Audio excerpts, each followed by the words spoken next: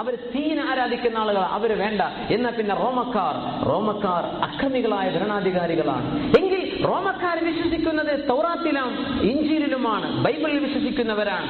ബൈബിളിൽ വിശ്വസിക്കുന്ന മറ്റേതെങ്കിലും രാജ്യക്കാരുണ്ടോ? എന്റെ അനുയായികൾക്ക് സുരക്ഷിതത്വം കിട്ടണം. അതാ റസൂലുള്ളാഹി സ്വല്ലല്ലാഹു അലൈഹി വസല്ലം. ഹബശ എന്നത് ദാറുൽ അംൻ, സുരക്ഷിതത്വത്തിന്റെ വീടായിരുന്നു. പക്ഷെ മദീന ദാറുൽ ഈമാനാണിപ്പോൾ, ദാറുൽ അംൻ. അങ്ങനെ നോക്കുമ്പോഴാണ് റസൂലുള്ളാഹി സ്വല്ലല്ലാഹു അലൈഹി വസല്ലം ഇതൊക്കെ വഹ്യാ, തങ്ങൾ ഇങ്ങനെ യാത്ര ചെയ്തിട്ടുണ്ടോ ഇതൊക്കെ പരിശോധിച്ച് നോക്കാൻ? ഇല്ല, വഹ്യാണ്. അല്ലാഹു പറഞ്ഞു കൊടുക്കുകയാണ്. എത്യോപ്യയിലേക്ക് പറഞ്ഞേ, ഫഇന്ന ബിഹാ മലികൻ ലാ യുസ്ലമു ഇൻദഹു അഹദ്. അവിടെ ഒരു രാജാവുണ്ട്, നിങ്ങൾ ഹബ്ശയിലേക്ക് പോയിക്കോളൂ, എത്യോപ്യയിലേക്ക് പോയിക്കോളൂ. അവിടെ ഒരു രാജാവ്, അയാളുടെ അടുത്ത് ആരും ആക്രമിക്കപ്പെടൂല. തങ്ങൾക്കറിയാം ഈ ഖുറൈശികൾ കെട്ടുകണക്കിന് സാധനങ്ങൾ ഗിഫ്റ്റ് കൊണ്ടുപോയി കൊടുക്കും രാജാവിന് ബ്രൈബ് ചെയ്യാൻ. എന്ത് ബ്രൈബ് ചെയ്യാൻ എന്താ പറയാ, നമ്മൾ പറയല് കൈക്കൂലി കൊടുക്കാൻ. കൈക്കൂലി കൊടുത്തിട്ട് എന്റെ അനുയായികൾ അവർ തിരിച്ചു കൊണ്ടുവരും. കൈക്കൂലി കൊടുത്താൽ സ്വീകരിക്കാത്ത രാജാവാകണം എന്റെ അനുയായികൾ പോകുന്നിടത്തുള്ളത്. അത് അവിടെ ആരും ആക്രമിക്കപ്പെടൂല. അങ്ങനെയാ സ്വഹാബത്തിനോട് എത്യോപ്യയിലേക്ക് പോയിക്കൂലി എന്ന് പറഞ്ഞത്. ഇവര് കൈക്കൂലി കൊണ്ടുപോയില്ലേ, പക്ഷെ രാജാവ് സ്വീകരിച്ചില്ലല്ലോ. ആ ചരിത്രം നിങ്ങൾ മനസ്സിലാക്കിയതാണ്. അന്ന് സുരക്ഷിതത്വമാ തങ്ങൾ ആലോചിച്ചത്. ദാറുൽ അംൻ. മദീന ഇപ്പോൾ ദാറുൽ ഈമാനാണ്. റസൂലുള്ളാഹി സ്വല്ലല്ലാഹു അലൈഹി വസല്ലം മിഅ്റാജ് കഴിഞ്ഞ് വന്നപ്പോഴേക്കും ഔസ് ഖസറജ് ഗോത്രത്തിലെ 80ഓളം ആളുകൾ മദീനത്ത് നിന്ന് മക്കയിലേക്ക് വരിക. നബിയെ, നിങ്ങൾ എന്തിനാണ് ഇവിടെ പ്രയാസപ്പെട്ട് ജീവിക്കുന്നത്? ഞങ്ങളുടെ കൂടെ മദീനത്തേക്ക് പോന്നേക്കിൻ. യാ അല്ലാഹ്, അതും വലിയൊരു അത്ഭുതമാണ്. കുഫ്ർ കൊണ്ട് അള്ളാഹു ഇസ്ലാമിനെ സഹായിച്ചതാണ് ഇവിടെ. എങ്ങനെയാണത്? മദീനയിലെ ജൂതന്മാർ 3 ഖബീലയാണ്, 3 ഗോത്രങ്ങളാണ് മദീനയിൽ ഉണ്ടായിരുന്നത്. ബനു നദീർ, ബനു ഖുറൈള, ബനു ഖൈനുഖാ. ബനു നദീർ, ബനു ഖുറൈള, ബനു ഖൈനുഖാ. ഇത് 3ഉം ജൂത ഗോത്രങ്ങളാണ്. ഇവര് വന്നത് എവിടെന്ന? സിറിയയിൽ നിന്ന് വന്നവരാണ്. മദീനത്ത് വന്ന് താമസിക്കുന്ന ജൂതന്മാർ എന്തിനു വന്നവരാണ്? അവരുടെ വേദത്തിൽ അവർ പഠിച്ചിട്ടുണ്ട്, ഇതാ ഒരു അന്ത്യ റസൂൽ വരാൻ നേരമായിട്ടുണ്ട്. സുബ്ഹാനല്ലാഹ്. ആ റസൂലിൽ വരുന്ന നാട് മദീനയാണ്. ആ റസൂലിനെ ഞങ്ങൾക്ക് മദീനയിൽ വെച്ച് സ്വീകരിക്കണം. വകാനൂ മിൻ ഖബ്ലു യസ്തഫ്തിഹൂന അലൽ ലദീന കഫറൂ.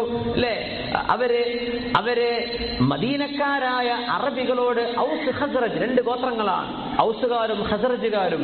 ഇവരോട് പറയും ജൂതന്മാർ, ഞങ്ങളോട് കളിക്കണ്ട കേട്ടോ, ഞങ്ങളുടെ കൂടെ നിൽക്കാൻ ഒരു നബി വരാൻ പോകുന്നുണ്ട്. ആ നബി വന്നാൽ ലനദ്ബഹന്നകും ദബ്ഹ ആദിൻ വഇറം. ആദ് ഇറമുകാർ അറുത്ത പോലെ ഞങ്ങൾ അറുക്കുന്നു. ജൂതന്മാർ പറയാറുണ്ടായിരുന്നു, എങ്ങനെ? ഞങ്ങൾക്കൊരു നബി വരാനുണ്ട്, ആ നബിന്റെ കൂടെ ഞങ്ങൾ കൂടിയാൽ ഞങ്ങൾക്ക് അല്ലാഹു ശക്തി തരും, അതുകൊണ്ട് ഞങ്ങളെ തൊടണ്ട. ഇവര് വന്നുകൂടിയ ആൾക്കാരാണ്, മദീനക്കാരാണ് ഔസ് ഖസറജുകാർ. ഈ അറബികളോട് ഇവരെ എപ്പോഴും ഇങ്ങനെ പറയും ഈ ജൂതന്മാർ. അപ്പോഴാ കേൾക്കുന്നത് മദീനയിൽ, മക്കയിൽ വന്നു റസൂലുള്ളാഹി സ്വല്ലല്ലാഹു അലൈഹി വസല്ലം. തങ്ങളെ കുറിച്ച് ഇവർ കേട്ടു. സുബ്ഹാനല്ലാഹ്, ജൂതന്മാരുടെ കുഫ്ർ കൊണ്ട് ബനു ഔസ് ഖസറജ് ഗോത്രങ്ങൾക്ക് അല്ലാഹു ഈമാൻ കൊടുക്കുകയാണ് ഇവിടെ. ഇതൊക്കെ ഭയങ്കര ചരിത്രത്തിന്റെ ഭയങ്കര സംഭവങ്ങളാണ്. ഈ അവർ പറഞ്ഞു, ഈ ജൂതന്മാരെ നമ്മളോട് പറയാറില്ലേ നബിനെ കുറിച്ച്? ആ നബിയാണ് ഈ വന്നത്.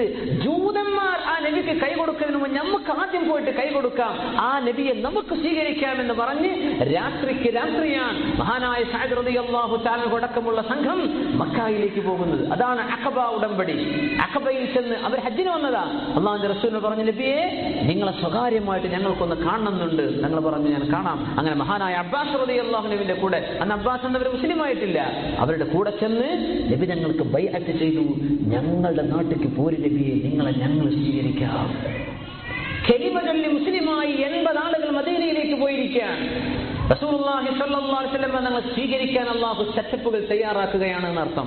എത്യോപ്യയിലേക്ക് പോകുമ്പോൾ എത്യോപ്യ ദാറു അംൻ, സേഫ്റ്റി മാത്രമേ അല്ലാഹുവിന്റെ റസൂൽ നോക്കിയിട്ടുള്ളൂ. മദീനയിലേക്ക് പോകുമ്പോൾ ദാറുൽ ഈമാൻ, മദീന ഫെയ്ത്ത്, ഈമാനിന്റെ നാടായി മാറിയിട്ടുണ്ട്. അതുകൊണ്ടാണ് മദീനയിലേക്ക് പോകുന്നത്. അവിടെ മുസ്ലിമീങ്ങൾ കാത്തിരിക്കുക അല്ലാഹുവിന്റെ റസൂലിനെ സ്വീകരിക്കാൻ സ്വല്ലല്ലാഹു അലൈഹി വസല്ലം. അല്ലേ, തങ്ങൾ പുറപ്പെടുന്ന സമയം നമ്മൾ അവിടെയായിരുന്നു. പുറപ്പെടാനിരിക്കുകയാണ്, വീട്ടിൽ കിടന്നുറങ്ങാണ്. അപ്പോഴാണ് ഖുറൈശികളുടെ ഒരു പ്ലാൻ, അവരുടെ ഒരു കുതന്ത്രം നടക്കുന്നത്.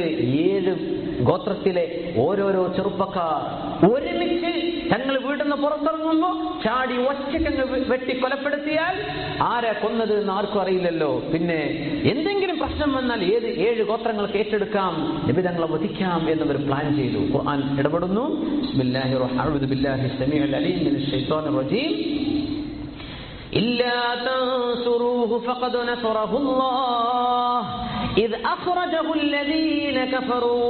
അവിശ്വാസികൾ എന്റെ റസൂലിനെ വീട്ടിൽ നിന്ന് പുറപ്പെടുവിച്ചപ്പോ, മക്കയിൽ നിന്ന് പുറപ്പെടുവിച്ചപ്പോൾ അവിടെ നിന്ന് ഉറങ്ങിക്കിടക്കാൻ വാള് പിടിച്ചു വീട് ചുറ്റും വളഞ്ഞു നിൽക്കുന്ന ചെറുപ്പക്കാർക്ക് അല്ലാഹു തആല അൻസല അലൈഹിമുൻ നുആസ്, ഒരു ഉറക്കം.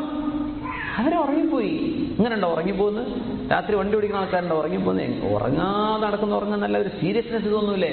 ഞാൻ ജീവൻ കൊണ്ടുള്ള കളിയാണ്, ഉറങ്ങൂലല്ലോ. ഇവർക്കൊരു ദൗത്യം കൊടുത്ത് ചെറുപ്പക്കാരെ ഇവരുറങ്ങിപ്പോയി.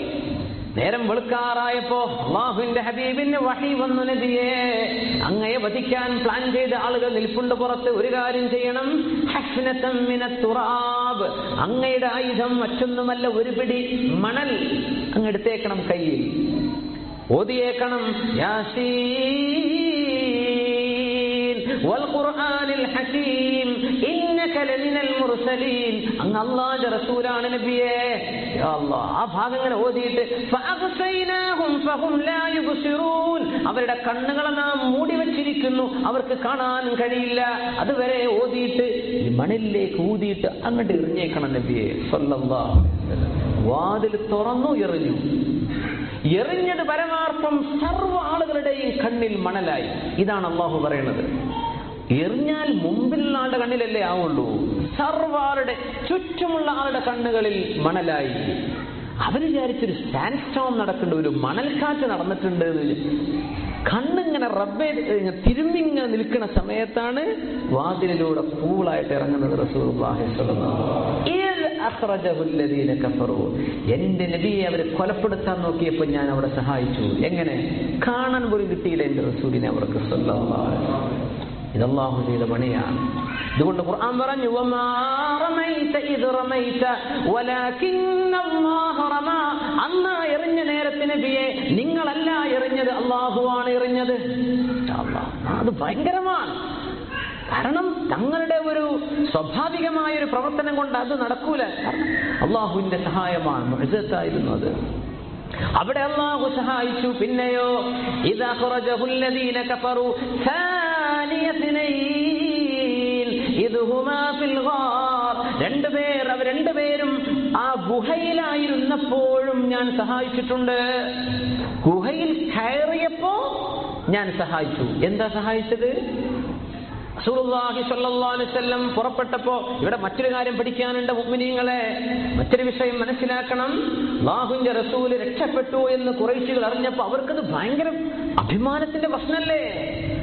അബൂജഹലിന്റെ തലയിലാണ് അത് വന്നത്. അബൂജഹല പറഞ്ഞത് ഈ പ്ലാൻ, കൊല ചെയ്യേണ്ട പ്ലാൻ. ഇവിടെ നമ്മൾക്കൊരു വലിയ പാഠം പഠിക്കാറുണ്ട് മുഅ്മിനീങ്ങളെ. അബൂജഹലിന്റെ എത്തിക്സെങ്കിലും മുസ്ലിമീങ്ങൾ പാലിക്കണം എന്ന് ഉലമാ പറയും.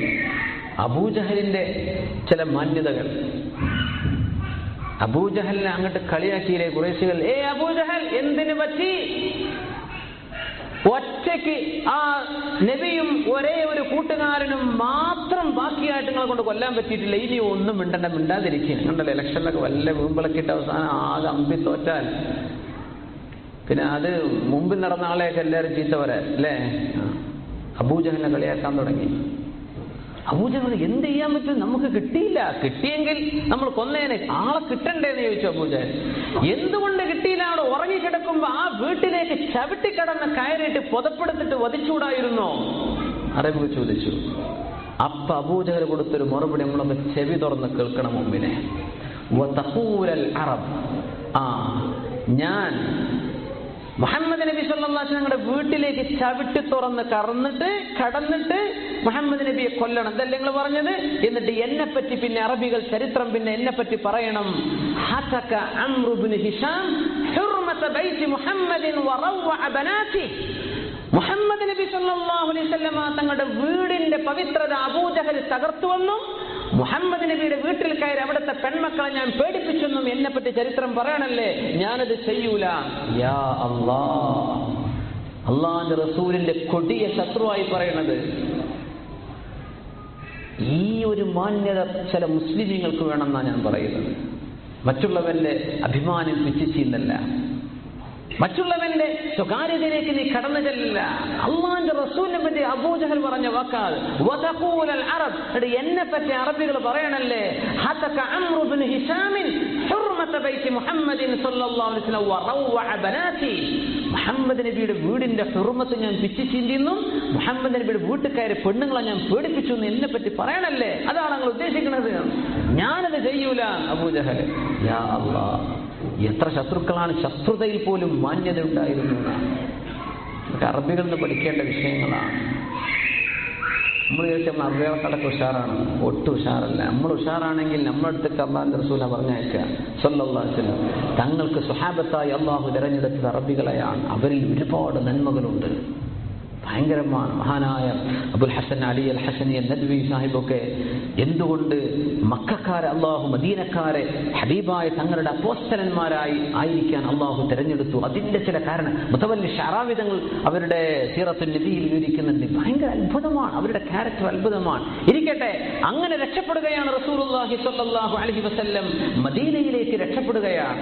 ആ പോകുന്ന പോക്കിൽ അവർ യുദ്ധം ഇനാം പ്രഖ്യാപിച്ചു. 100 ഒട്ടകം കിട്ടും. എന്താണ് 100 ഒട്ടകം എന്നൊക്കെ പറഞ്ഞാൽ ഇന്ന് 100 ട്രക്ക് വാഗ്ദാനം ചെയ്യുന്ന പോലെയാണ്. അന്നത്തെ ട്രക്കല്ലേ ഒട്ടകം എന്നൊക്കെ പറയണത്. 20, 24, 30, 40 ടയറുള്ള ട്രക്കാണെന്ന് വിചാരിച്ചു വയ്ക്കുന്ന ഒട്ടകം. അന്നത്തെ ട്രക്ക് അതാണ്. 100 കിട്ടും. എവിടെ അതൊക്കെ പാർക്ക് ചെയ്യാൻ നമ്മൾ ആലോചിക്കുക അപ്പോ, അല്ലേ? സുബ്ഹാനല്ലാഹ്, 100 തരാം. ചെമന്ന ഒട്ടകം അങ്ങനെ ചരിത്രത്തിലുണ്ട്. അതൊക്കെ വെരി റയർ കേസുകളാണ്, വളരെ അപൂർവം കിട്ടുന്ന ഇനങ്ങളാണ്. 100 തരാം. പോയില്ലേ? അള്ളാഹു തന്നെ അടുത്ത് സഹായിച്ചത് എവിടെയാണ്? ഗുഹയിൽ കയറിയപ്പോൾ. എന്താണ് ആ സഹായം? ചരന്തി വലി ഒന്നല്ല വിഷയം. മാടപ്രാവ് ഇരുന്നതോ ചരന്തു, അതൊക്കെ നമ്മൾ കാണുന്ന സാധനങ്ങളാ. അള്ളാഹു മറ്റൊരു നിലക്ക് അവിടെ ഹബീബിനെ സഹായിച്ചു എന്നാണ് ഖുർആൻ പറയുന്നത് സല്ലല്ലാഹു അലൈഹി വസല്ലം. പുറപ്പെട്ടപ്പോൾ ഖുറൈശികൾ അവർക്ക് വഴി കാണിച്ചു കൊടുക്കുന്ന ഒരാളെ കൂടെ കൂട്ടി. അയാളുടെ പേര് ഖറസ് ഇബ്നു അൽഖമ അൽ ഖുസാഇ എന്നായിരുന്നു.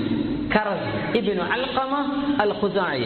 ഇയാളുടെ പണി, ഒട്ടകത്തിന്റെ കാഷ്ടം കണ്ടാൽ മനസ്സിലാകും ഈ ഒട്ടകം നാട്ടുംപുറത്തുനിന്ന് വന്നതാണോ അല്ല ടൗണിൽ നിന്ന് വന്നതാണോ, ഇത് ഏത് ഇനത്തിൽപ്പെട്ട ഒട്ടകമാണ്. അതുകൊണ്ട് പെട്ടെന്ന് ട്രാക്ക് ചെയ്യാൻ പറ്റും. അങ്ങനത്തെ ഒരാളെയും പിടിച്ചിട്ടാ ഖുറൈശികൾ വന്നത്. കൂട്ടത്തിൽ അബൂജഹലുണ്ട്, ആ കൂട്ടത്തിൽ സുറാഖത്ത് ഇബ്നു മാലിക് റളിയല്ലാഹു അൻഹു ഉണ്ട്. അന്നവർ മുസ്ലിമല്ല, സുറാഖ് എന്നവർ കൂടെയുണ്ട്. ഒട്ടകത്തിന്റെ ഇതങ്ങ് നോക്കുമ്പോൾ അബൂജഹൽ ചോദിച്ചു, അല്ല മദീന നോർത്താണല്ലോ, നമ്മളെന്താ സൗത്തിലേക്ക് പോകുന്നത്? മദീന വടക്ക് ഭാഗമാണ് മക്കയിൽ നിന്ന്. പക്ഷെ ഗാർ സൗറിൽ 3 ദിവസം താമസിക്കാൻ പോവുക റസൂലുള്ളാഹി സ്വല്ലല്ലാഹു അലൈഹി വസല്ലം. ഡയറക്റ്റ് നോർത്തിലേക്ക് പോകേണ്ട തങ്ങൾ പോകുന്നത് എങ്ങോട്ടാ? സൗത്തിലേക്കാണ്. ഇതൊരു ഭയങ്കര അത്ഭുത. റസൂലുള്ളാഹി തങ്ങൾക്കറിയാം അവിടുന്ന് അള്ളാഹുവിന്റെ റസൂലാണ്. ആമന റസൂലു ബിമാ ഉൻസില ഇലൈഹി മിർ റബ്ബിഹി വൽ മുഅ്മിനൂൻ. റസൂലുള്ളാഹി തങ്ങൾ സാക്ഷ്യം വഹിക്കും, അഷ്ഹദു അന്നി റസൂലുള്ളാഹ്, ഞാൻ അള്ളാഹുവിന്റെ റസൂലാണെന്ന് ഞാൻ സാക്ഷ്യം വഹിക്കുന്നു എന്ന് ഷഹാദത്ത് ചൊല്ലിയിട്ടുണ്ട് റസൂലുള്ളാഹി സ്വല്ലല്ലാഹു അലൈഹി വസല്ലം. ഷഹിദല്ലാഹു അന്നഹു ലാ ഇലാഹ ഇല്ലാഹു, അല്ലാഹു അല്ലാതെ ഇലാഹില്ലെന്ന് അല്ലാഹു സാക്ഷ്യം വഹിച്ചിട്ടുണ്ട് പരിശുദ്ധ ഖുർആൻ. അങ്ങനത്തെ നബി തങ്ങൾക്കറിയാം എന്നെ അല്ലാഹു സംരക്ഷിക്കും, എന്റെ ദൗത്യമേൽപ്പിച്ചത് അല്ലാഹുവാണ്, ഈ ഇസ്ലാം പൂർത്തിയാക്കാൻ എന്നെ റബ്ബ് എന്നെ സഹായിക്കുമെന്നറിയാം റസൂലുള്ളാഹി സ്വല്ലല്ലാഹു അലൈഹി വസല്ലം. പക്ഷേ we should do our duty. തങ്ങൾ അല്ലാഹു നിശ്ചയിച്ച അസ്ബാബുകൾ സ്വീകരിക്കുകയാണ്. കാര്യകാരണങ്ങളിലൂടെ അല്ലാഹു കാര്യങ്ങൾ നടത്തുന്നത് എന്ന് വിചാരിച്ച് ഓപ്പണായിട്ട് നടന്നതാണോ? എന്നെ പിടിച്ചോളെ ഞാൻ പോവാണെന്ന് പറഞ്ഞ് തങ്ങൾക്ക് പോകാം. അങ്ങനെ ചെയ്തതാണ് ഉമർ ബിൻ ഖത്താബ് റളിയല്ലാഹു തആല.